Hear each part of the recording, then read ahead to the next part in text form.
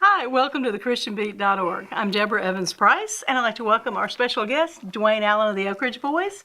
Thank you. And of the Nelons, Kelly and Jason. We are so glad to have y'all here We are today. so glad to be with you, all of you. Thanks. I tell you, I am so excited to have y'all on the latest Country Faith CD, Country Faith Southern Gospel.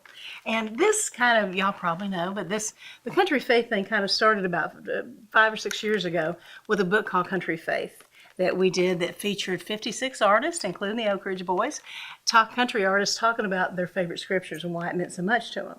Then we followed up with a Christmas book and a Christmas CD, and before we know it, we now have like 9 CDs in the music series. But I got to tell you, doing the Southern Gospel collection, that is like my people, you know. Yeah. I'm so thrilled to have such wonderful songs, Brand New Star and Oh for a Thousand Tongues. Songs that I think are really going to encourage the listeners. So I wanted to get you to talk a little bit about the songs that are on this collection. Well, A Brand New Star is basically a brand new song. And the Oak Ridge Boys recorded this song around one microphone, like the old quartet style. And we recorded it with just a rhythm guitar to begin with. And the whole purpose was to capture the magic of the vocals, because that's what we are. And there's a magic of singing together when you're singing together at the same time. So oftentimes we put people in 3 or 4 different corners, and you may see each other, but you're on different mics and you have headphones. So you're hearing the electronics of yourself, not yourself in the raw. And what we wanted to hear was how we sound when we sing together and we're all listening to each other as we sing.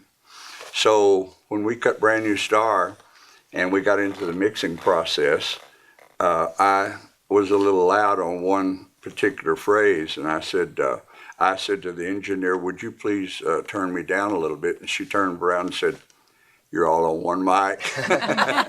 So if there's a part in there where I sound a little loud, or William Lee or Joe or Richard, it's because we were all singing at the same time, and there's no way to change that. That's really who we are. It's probably the most honest recording of us we've done in a long time, because there's nothing we could do to fix it. It's just us.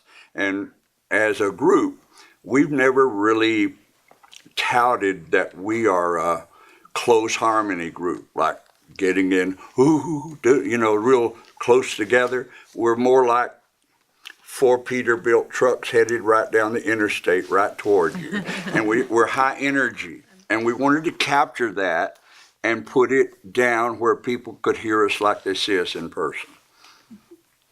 You know, I have to ask y'all, when you recorded Oh for a Thousand Tongues, did you have any idea that decades later it would still have the impact that it does? I had no idea, because it was a totally different turn.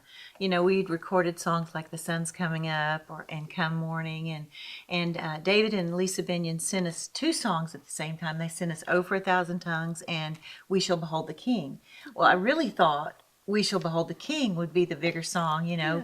Yeah. But when we staged Oh for a Thousand for the first time, it was very evident that this was going to be the song that people loved. It was a total song. It wasn't about us, wasn't about any problems or anything. It was just about the Lord.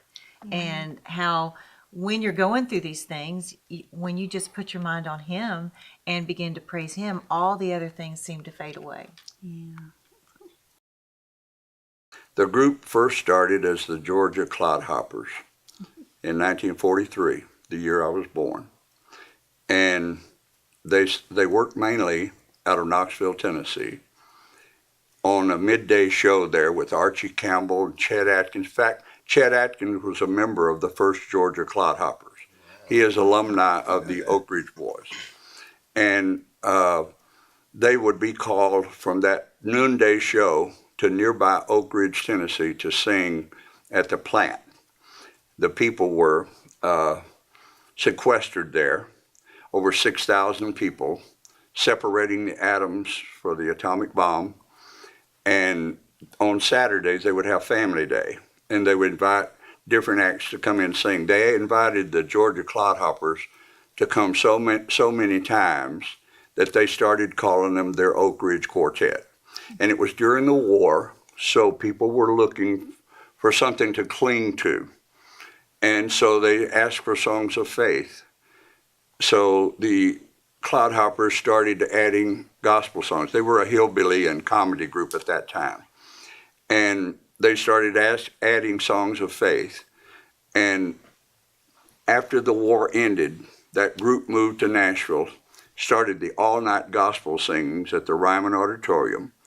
I've got a picture in 1948 where my wife was in the audience, 9 months old, and her daddy was opening the show for the Oak Ridge Boys and a trio from Kentucky.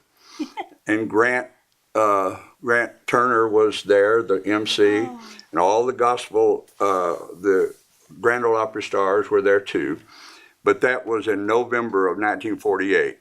And they would do the all-night singings on Friday night, which later became the Friday Night Opry.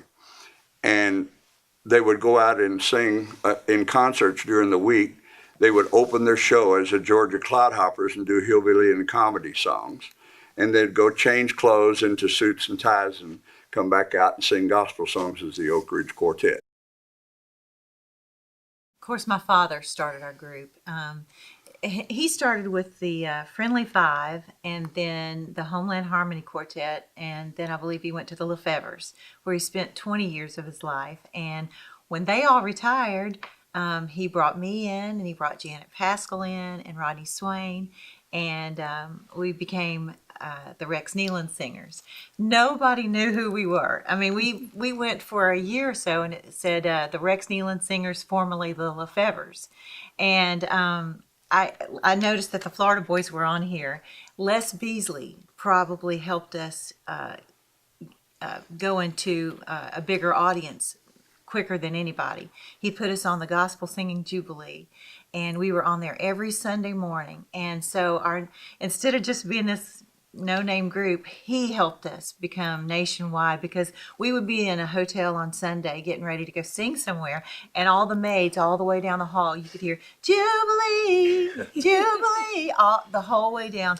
And that right there gave us our start. And so I owe so much to Les, for putting us on that show and giving us a start for a long, long career. And I'm so thankful for it. Thankful for him, and thankful for friends like Duane, who just are always there. And Rex's dream was always, coming out of a family group, he always wanted his own family group. And now, here 42 years later, it's 3 generations, his granddaughters, along with us. And if Rex could hear what's going on now, and I think he can, I know he's got to be proud, because I was a huge fan. I joined the Nelons in '93, and I was a huge fan of the early sound, because Rex, he loved country music.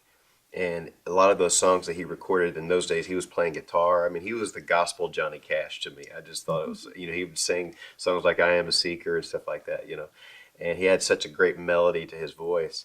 And he loved mountain music. I came from the mountains of Kentucky. I love that music. And now that love has been passed on to his granddaughter, Autumn. And She plays mandolin. She plays mandolin. And the sound has kind of come full circle. We've kind of has gravitated back towards that original Rex Nelon singer sound, more of a mountain sound built around harmony. And so, and we're still going. The thing that I love about Country Faith Southern Gospel is just the breadth of artistry that's on here. Of course, the Nelons and the history that you guys embody, and the Florida Boys, and the We're all Happy a family. Goodmans. Yeah, Southern Gospel it's a family, and I feel like this reflects the genre's roots as well as its future. We've got Joseph Habedank on here, and Jason Crabb, and so I think it's artistically, musically, the collection is just a really good, diverse group of songs and group of artists. But I think the common thread throughout all this is just the hope that we have in the gospel, the hope we have in Jesus. And I think that reverberates throughout each one of these songs. And I hope that's what people will take away when they hear this collection. They love it. And these wonderful artists.